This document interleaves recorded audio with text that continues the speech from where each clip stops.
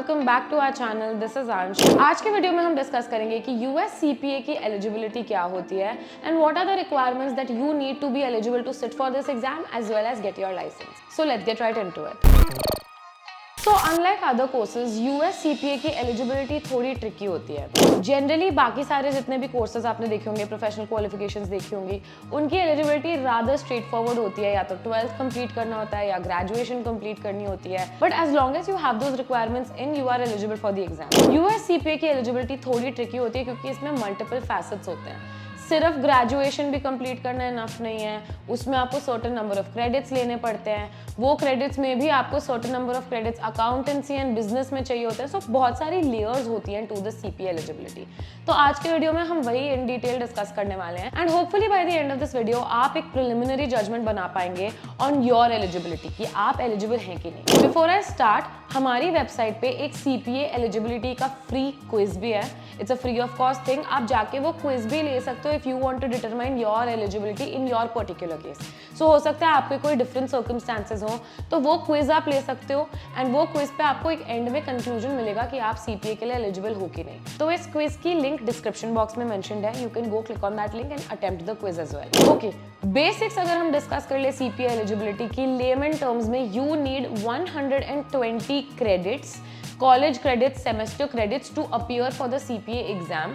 कुछ स्टेट्स में ये 150 भी होता है, बट सारे ही स्टेट्स में लाइसेंस की जो रिक्वायरमेंट होती है दैट इज 150 क्रेडिट। तो अगर आपको अपने कॉलेज में ग्रेजुएशन या पोस्ट ग्रेजुएशन या कोई प्रोफेशनल डिग्री मिला के मिनिमम 120 क्रेडिट्स मिलते हैं तो आप एग्जाम के लिए अपीयर कर सकते हो एंड मिनिमम 150 क्रेडिट्स चाहिए होते हैं फॉर योर लाइसेंश्योर।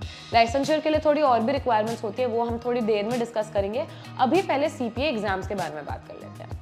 तो ये जो 120 क्रेडिट्स होते हैं ये आप कैसे अर्न करते हो, लेट्स टॉक अबाउट दैट। तो क्रेडिट्स इन जनरल आप कैसे ऑब्टेन कर सकते हो? ऑफ कोर्स आप कॉलेज जाते हो, आप कॉलेज के एग्जाम्स लिखते हो, सेमेस्टर्स कंप्लीट करते हो, तो उस चीज के आपको क्रेडिट्स मिलते हैं। इसके अलावा अगर आप कोई प्रोफेशनल क्वालिफिकेशन कर रहे हो, आपको कोई डिग्री मिलती है, कोई मेंबरशिप मिलती है ICAI की या ICSI की, CFA की या कोई भी और चीज की, तो उसके भी आपको सर्टेन नंबर ऑफ क्रेडिट्स मिलते हैं। तो पहले तो बात कर लेते हैं कि ग्रेजुएशन से आपको किस तरीके के और कितने क्रेडिट्स मिल सकते हैं। For every 1 year of graduation you get 30 credits.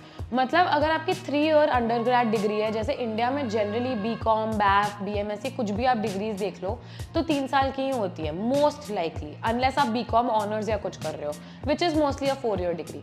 But जितनी भी 3 years डिग्री होती है, एवरी ईयर के लिए आपको 30 क्रेडिट्स मिलेंगे and therefore for a 3 year degree total आपको 90 क्रेडिट्स मिलेंगे। अगर आपकी 4 year डिग्री है तो एवरी ईयर के लिए 30, 4 years के लिए आपको 120 क्रेडिट्स मिल जाएंगे। अब ये ऐसा क्यों होता है? बिकॉज यूएस में जनरली सारी बैचलर्स डिग्री 4 year डिग्री होती है and for US CPA you have to compulsorily have a bachelor's degree. So they require कि आपने एक बैचलर्स डिग्री की हो, मतलब अकॉर्डिंग टू यूएसए तो आपको 4 year डिग्री करनी है, तो 120 फिर उस हिसाब से आपके मिनिमम क्रेडिट्स हो जाते हैं। अब इंडियन स्टूडेंट्स को यहाँ पे थोड़ी प्रॉब्लम आती है क्योंकि मोस्ट इंडियन कॉमर्स स्टूडेंट्स का बैचलर्स डिग्री 3 साल का ही होता है, तो उनको 90 ही क्रेडिट्स मिलते हैं। Of course like I mention before also, अगर आपने ऑनर्स या कुछ किया है जहाँ पे आपकी बैचलर्स डिग्री ही 4 years की है तो आपको 120 डिग्री सिर्फ बैचलर से ही मिल जाएंगे। बट उन लोगों के लिए क्या जिनका बैचलर्स डिग्री 3 years का है, तो उन लोगों के लिए सेवरल ऑप्शंस हैं to take those extra 30 credits. Number 1 तो ऑफ कोर्स आपका ऑप्शन है कि आप कोई पोस्ट ग्रेजुएट डिग्री भी परस्यू कर लो। अगर सपोज आपने BCom किया है, उसके साथ आप MCom करना चालू कर देते हो, तो after 1 year of your MCom you will have 30 credits more. मतलब आपके टोटल 16 years ऑफ एजुकेशन हो जाएंगे, तो आपके 120 क्रेडिट्स इससे हो जाएंगे। Of course you don't need to complete your MCom या 2 साल की जो वो पोस्ट ग्रेड डिग्री है वो आपको कंप्लीट करने की जरूरत नहीं है before you enrol for your CPA exam, क्योंकि उसकी तो 120 ही क्रेडिट्स की रिक्वायरमेंट होती है। तो फर्स्ट ईयर के भी अगर आप ट्रांसक्रिप्ट्स ले लोगे तो आपका काम हो जाएगा। बट इसके अलावा भी थोड़े तरीके होते हैं टू गेट 120 क्रेडिट्स। जरूरी नहीं है कि आपको एक पोस्ट ग्रेजुएट डिग्री भी करनी पड़े। अगर आप सिर्फ एक अंडर ग्रेजुएट डिग्री अभी होल्ड करते हो एंड आपके पास पोस्ट ग्रेजुएट डिग्री करने का टाइम नहीं है, you will have to invest another year into your education before you can sit for the CPA exam. So उस केस में आप क्या कर सकते हो, you also have an alternative route. अगर आपकी कॉलेज या यूनिवर्सिटी जिससे भी आपने अपने एग्जाम्स दिए हैं for your undergrad that is NAC A credited, अगर वो NAC A है तो आपको मिल सकता है another 30 credits based of that. But इसकी एक और एडिशनल रिक्वायरमेंट होती है that you should have a distinction in your under graduation. मतलब या तो आपको फर्स्ट डिवीजन आया हो या फिर 7 GPA से ऊपर आया हो। अगर आपका 10 पॉइंट GPA है तो 7 से ऊपर आया हो, या फिर जो भी डिस्टिंक्शन है आपकी यूनिवर्सिटी या कॉलेज के हिसाब से आपको डिस्टिंक्शन आई हो, एंड आपका कॉलेज या यूनिवर्सिटी NAC A है। तो ये दो रिक्वायरमेंट्स अगर कंबाइन हो जाती हैं तो आपको उस चीज़ के ही एक्स्ट्रा 30 क्रेडिट्स मिल जाते हैं। सो 90 क्रेडिट्स ऑफ योर अंडरग्रेड जो आपने पढ़ाई की है, एग्जाम्स दिए हैं, प्लस 30 एक्स्ट्रा क्रेडिट्स जो आपको कॉलेज की तरफ से मिल जाते हैं because you have had first division and NAC A। तो इसके हिसाब से आपको 120 क्रेडिट्स मिल जाते हैं। सो टोटल में आपको 120 क्रेडिट्स मिल जाते हैं for a undergrad itself. Post grade की यहाँ पे ज़रूरत ही नहीं है। इसके अलावा लाइक आई टोल्ड यू, अगर आपने कोई प्रोफेशनल क्वालिफिकेशंस किए हैं, चार्टर्ड अकाउंटेंसी की है या फिर CS किया है या फिर आपने CMA किया है, ये सब प्रोफेशनल क्वालिफिकेशंस के भी आपको एडिशनल क्रेडिट्स मिलते हैं। लेकिन यहाँ पे आपको एक बात और याद में रखनी पड़ेगी कि अगर आप सपोज CA स्टूडेंट है, जो मोस्ट कॉमन सिनेरियो होता है, CA स्टूडेंट्स होते हैं वो इंटर के बाद कुछ और करना चाहते हैं, CPA करना चाहते हैं, कुछ इंटरमीडिएट पास करके सिर्फ एलिजिबल होना पॉसिबल नहीं है। To get extra credits for the CA exams, you need to be a member of the ICAI। मतलब आपको CA फाइनल एग्जाम्स तो पास करने ही होंगे, बट आपको मेंबरशिप भी लेनी होगी। मतलब जितने भी एंसिलरी रिक्वायरमेंट्स होते हैं जैसे GMCS, ITT का टेस्ट, सेल्फ पेस मॉड्यूल्स, जो भी आपके रिक्वायरमेंट्स है टू अटेन योर मेंबरशिप भी आपके पास होनी चाहिए। मेंबरशिप नंबर आएगा, उसके बाद उसके आपको एक्स्ट्रा क्रेडिट CPA में मिलेंगे। अब ये प्रोफेशनल क्वालिफिकेशंस या एक्स्ट्रा ईयर के आपको कितने क्रेडिट्स मिल सकते हैं, ये ना कुछ चीज़ों पे डिपेंड करता है। वो होता है कि आप कौन सी एजेंसी से अपना इवैल्यूएशन करवाते हो। बहुत सारी एजेंसीज अवेलेबल हैं जिनसे आप अपना इवैल्यूएशन करा सकते हो। बेसिकली इवैल्यूएशन क्या होता है? इवैल्यूएशन इज अ प्रोसेस जहाँ पे वो लोग आपके एजुकेशन को पूरा देखते हैं, they rationalize your education and they convert it into the credit system. मतलब US के हिसाब से जो क्रेडिट सिस्टम चलता है, हर कोर्स के लिए कितने क्रेडिट्स मिलते हैं, वो आपकी इंडियन एजुकेशन या जो भी फॉरेन एजुकेशन है उसको कन्वर्ट कर देता है इनटू दोज क्रेडिट सिस्टम्स। तो इवैल्यूएशन एजेंसी भी आप देख सकते हो बहुत सारी होती हैं। फॉर एग्जाम्पल एक WES करके होता है, एक NASBA करके होता है, ये सब इवैल्यूएशन एजेंसीज होती हैं।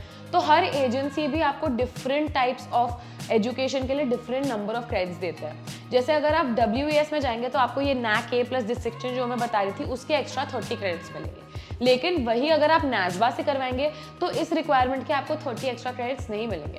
NASBA से आपको अगर प्रोफेशनल क्वालिफिकेशन आपने किया है, मैं अपने पर्सनल एक्सपीरियंस से बता रही हूँ, चार्टर्ड अकाउंटेंसी CA मेंबर होने के हमें 75 एक्स्ट्रा क्रेडिट्स मिलते हैं। लेकिन अगर आप WES में जाएंगे तो आपको शायद सिर्फ 60 एक्स्ट्रा क्रेडिट्स मिलेंगे। तो आपकी एजेंसी पे भी डिपेंड करता है कि आपको कितने क्रेडिट्स मिलते हैं, बट आपको जनरली ये सब, अगर आपने कोई पोस्ट ग्रेजुएट या प्रोफेशनल क्वालिफिकेशन किया है तो आपके क्रेडिट रिक्वायरमेंट्स डेफिनेटली फुलफिल हो जाएंगे। So this was about the CPA exams. एक बार आपने अपने 120 क्रेडिट्स जोड़ लिए हैं, then you can appear for the CPA exams. अब यही जब आप लाइसेंस के लिए जाते हो तो थोड़ा क्रेडिट रिक्वायरमेंट डिफरेंट हो जाता है। आपको 150 क्रेडिट्स चाहिए होते हैं वहाँ पे। तो वहाँ पे अगर आपने अंडरग्रेड के साथ पोस्ट ग्रेजुएशन नहीं किया है तो आपके क्रेडिट्स मीट करना इम्पॉसिबल हो जाता है, क्योंकि even with the NAC A and distinction if you get 30 extra credits तो भी आपको 1 साल ऑफ और एजुकेशन करना ही पड़ता है फॉर द लाइसेंस। तो लाइसेंस के लिए तो 150 क्रेडिट्स मैंडेटरी होते हैं, you have to make sure of that. उसके अलावा लाइसेंस के लिए और भी रिक्वायरमेंट्स होती हैं, जैसे वर्क एक्सपीरियंस रिक्वायरमेंट्स होती हैं। काफ़ी सारे जो स्टेट्स होते हैं वहाँ पे आपको क्रिमिनल हिस्ट्री अपनी चेक करानी पड़ती है, फिंगरप्रिंटिंग करना पड़ता है, एथिक्स एग्जाम देने पड़ते हैं, कहीं कहीं पे रेसिडेंसी क्राइटेरिया भी होता है। सो ये सारे क्राइटेरियाज फुलफिल करने के बाद आप लाइसेंसिंग के लिए जा सकते हो। बट यहाँ पे आपको एक और ध्यान रखना पड़ेगा कि 50 स्टेट्स होते हैं, हर स्टेट की रिक्वायरमेंट डिफरेंट होती है। जरूरी नहीं है कि अगर आप एक स्टेट में एलिजिबल हो तो आप दूसरे में भी हो गए, ऐसा नहीं होता है। हर स्टेट की एलिजिबिलिटी रिक्वायरमेंट डिफरेंट होती है। That's why out of the 50 states international students के लिए अराउंड 5-6 स्टेट्स ही होते हैं जहाँ पे आप अप्लाई कर सकते हो, क्योंकि कहीं ना कहीं कोई ना कोई और रिक्वायरमेंट आ ही जाती है। जैसे कभी आपके पास सोशल सिक्योरिटी नंबर होना चाहिए, कभी आपके पास रेसिडेंसी होनी चाहिए, कभी आपके पास सिटीजनशिप होनी चाहिए, कभी कभी आपके पास ऐसे सब्जेक्ट्स में क्रेडिट्स होने चाहिए जो आपको इंडिया में या और कोई इंटरनेशनल कंट्री में पढ़ाते ही नहीं है। तो वो क्रेडिट्स आप कहाँ से लाओगे अगर यहाँ के एजुकेशन में आपको वो सब्जेक्ट पढ़ाते ही नहीं है? तो ऑटोमेटिकली वो स्टेट फिर आपके लिए इनएलिजिबल हो जाता है। तो 5 या 6 स्टेट्स हैं, मोंटाना, गुआम, अलास्का, वॉशिंगटन, ये सब स्टेट्स हैं जो इंटरनेशनल स्टूडेंट्स फ्रेंडली हैं। मतलब इनके रिक्वायरमेंट्स इतनी स्ट्रिंजेंट नहीं है एंड इंटरनेशनल स्टूडेंट्स आराम से इनके रिक्वायरमेंट्स मीट कर पाते हैं। तो ये सारे स्टेट्स में आप डेफिनेटली कोशिश कर सकते हो अप्लाई करने की। And this was basically all of the requirements for a CPA to sit for the exam and get licence. तो क्रेडिट्स का यहाँ पे थोड़ा ट्रिकी सिस्टम हो जाता है, बट काफ़ी सारे इंटरनेशनल स्टूडेंट्स हैं जो मैनेज कर पाते हैं। इसके अलावा बहुत सारे ब्रिज कोर्सेज भी अवेलेबल हैं जो आप कर सकते हो to complete your credit requirement. So बहुत सारे तरीके हैं टू गेट दोज एक्स्ट्रा 30 और 60 credits. So don't worry, it does not mean कि अगर आप सिर्फ ग्रेजुएशन कर रहे हैं तो आप CPA नहीं कर सकते हो। आप always you can keep upgrading your self, do a bridge course and always seat for the CPA exam. So this was basically about the eligibility for CPA।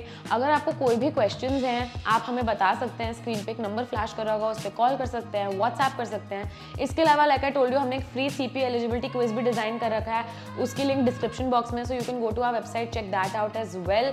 उसको अटेम्प्ट करिए, आपको अपने आप पता चल जाएगा कि आपके केस में आप एलिजिबल है कि नहीं। It's a preliminary evaluation, so keep that in mind. इसके अलावा we have dedicated counsellors for CPA, you can take a counselling as well, उसमें आपको पता चल जाएगा exactly what you need to do. Apart from that, अगर आपको CPA के बारे में और जानना है, हमारी बहुत सारी YouTube वीडियोस ऑलरेडी अपलोडेड हैं on CPA specifically, so you can go check that out for more information as well. See you in the next one.